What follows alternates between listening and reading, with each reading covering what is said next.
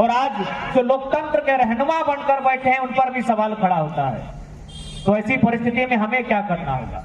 क्या हम हाथ पे हाथ धरे बैठे रहें? यदि इस देश में लोकतंत्र होकर भी लोकतंत्र नहीं है तो फिर हमें जिस प्रकार अंग्रेजों के साम्राज्यवाद को उखाड़ने के लिए हाथों में हथियार लेकर आंदोलन के लिए विवश होना पड़ा था, आज तमाम सरकारी पदाधिकारियों को अंग्रेज मानकर आंदोलन करना होगा। जितने भी सरकारी पदाधिकारी हैं, सरकार के लोग हैं, उन्हें हम अंग्रेज मानेंगे और उनके खिलाफ जिस प्रकार आंदोलन हुआ था उसी तर्ज पर हमें आंदोलन करना होगा। क्योंकि आज एक बात हमेशा याद रखिए, टाटा रहे, अंबानी रहे, अडानी रहे या बिल गेट्स रहे, सबने देखा, सबने जाना ये बिजनेस कुछ क्षण के लिए हो सकता है, नौकरी कुछ क्षण के लिए हो सकती है, ये जमीन अस्थायी होता है। आप और हम बिल गेट्स का नाम सुनते थे कि दुनिया का सबसे धनी आदमी है, आज नंबर 1 में है क्या? शायद नहीं है। काहे नहीं है? ना अपना माइक्रोसॉफ्ट का बहुत सारा बड़ा शेयर वो बेच चुका है। बिल गेट्स के बारे में हम लोग सुनते थे कि वो दुनिया का सबसे धनी आदमी है, लेकिन आज नहीं है, क्योंकि वो अपना जो माइक्रोसॉफ्ट है सुनने में आया उसका कुछ हिस्सा या फिर किसी प्रकार का शेयर वो बेच चुका है। आज उसके पास 3 लाख एकड़ का जमीन है। आज उसके पास 3 लाख एकड़ का जमीन है। 3 लाख एकड़ यानी लगभग चांडिल डैम के बराबर। आपका ये 4 लाख में है ना, 4 लाख एकड़ यानी सारी लड़ाई जमीन के लिए। आप जो हम सोचते हैं 40 साल की नौकरी पाकर फूले नहीं समाते हैं, वो 40 साल के लिए असली जड़ है जमीन को लेकर। दुनिया का सबसे बड़ा धनी आदमी आज अपने माइक्रोसॉफ्ट को हटाकर जमीन खरीद रहा है। इसलिए आज इस जमीन बचाने की लड़ाई में जिस प्रकार हमारे पूर्वजों ने चाहे अंग्रेजों से सामना करना हो या अलग झारखंड राज्य का गठन करना हो, अपने प्राणों की आहुति देकर अलग झारखंड भी लिया है और भारत को स्वतंत्र भी कराया है, हमें अपनी माटी को बचाने के लिए आगे आना।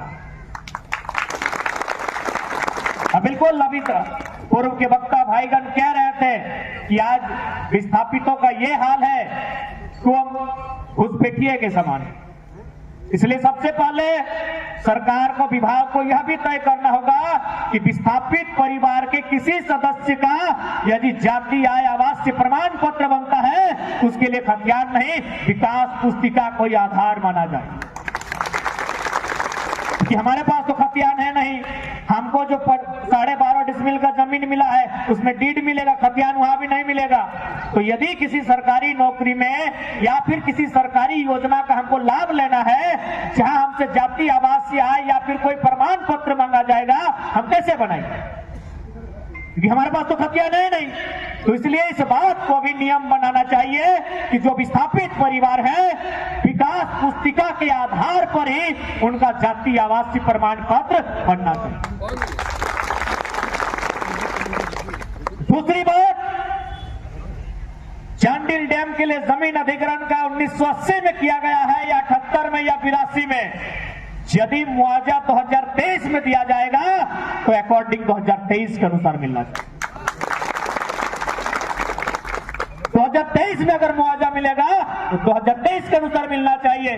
क्योंकि यदि 1980 का मामला है, अगर आप 1980 में हमें पूंजी देते तो उस पूंजी से हम पूंजी बना चुके होते। इसलिए अगर आप 23 में मुआवजा देंगे तो 23 के अनुसार मुआवजा मिलना चाहिए, इस बात को बताना होगा। और ऐसा हो चुका है, ऐसा इसी भारत देश में हो चुका है। इसलिए चूंकि झारखंड के लोग कमजोर माने जाते हैं, झारखंड के लोग सरकारी तंत्रों के सामने कमजोर माने जाते हैं, इसीलिए हमारे लिए अलग नियम है। बाकी इसी देश में मुआवजा के विषय में जिस समय मुआवजा दिया गया था उस समय की राशि का निर्धारण किया गया। इसलिए आज इस बात को ध्यान में रखना होगा। और एक बात स्पष्ट कहेंगे, जब 116 गांव की लड़ाई है, सबसे पहले आज वर्षों से धरना के माध्यम से हो, अनशन के माध्यम से हो, भूख हड़ताल के माध्यम से हो या फिर किसी अन्य माध्यम से हो, लगातार विस्थापितों ने आंदोलन किया है। लेकिन यदि ये हुक्मरान जो पूरी तरह से चंद मुट्ठी भर अमीरों के कब्जों में है। अगर ये नहीं सुनती है, यदि हमारी आवाज इनके कानों तक नहीं पहुंचती है, तो भगत सिंह की 53 को धारा लगा देती है पुलिस। हम लोग केस में फंस के रह जाते हैं, उसी में परेशान हो जाते हैं। नेताजी के चरण में जाके पढ़ते हैं कि भाई 353 से मुक्ति दिलाइए। 353 नहीं, अरे जरूरत पड़े तो 302 का धारा लगाइए, सीधे मर्डर केस का।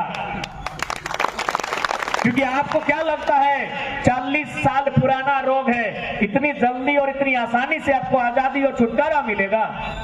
डर इस बार प्रशासनिक लोगों में होना चाहिए, डर इस बार विभाग के लोगों में होना चाहिए कि मौत का डर क्या हमेशा गांव वाले देखेंगे कि पानी का स्तर उठेगा, हमारे मवेशी डूब के मर जाएंगे, हमारे लोग डूबकर मर जाएंगे। ये डर अब उनमें होना चाहिए कि यदि हमारे गांव में एक भी इंसान तो दूर की बात है, यदि एगो मुर्गी चेंगना छगरी की भी जान जाती है तो दफ्तर में बैठे अधिकारी को नोच के उसका गर्दन उतार देंगे। डर उन्हें होना चाहिए। इसलिए समय लगता है, समय लीजिए। आज जो डरे सहमे लोग हैं उन्हें बारूद बनाइए।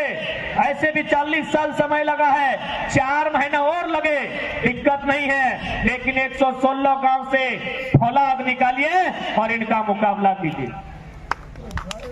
क्योंकि आज यदि आज हम लोग चुप बैठते हैं तो आने वाला दिन आप क्या सोचते हैं? निर्मल महतो की शहादत के पीछे झारखंड का लड़ाई नहीं है, स्वर्ण रेखा नदी परियोजना का भी रोल है। इस बात को आप इतिहास के पन्नों से खोद कर निकालिए।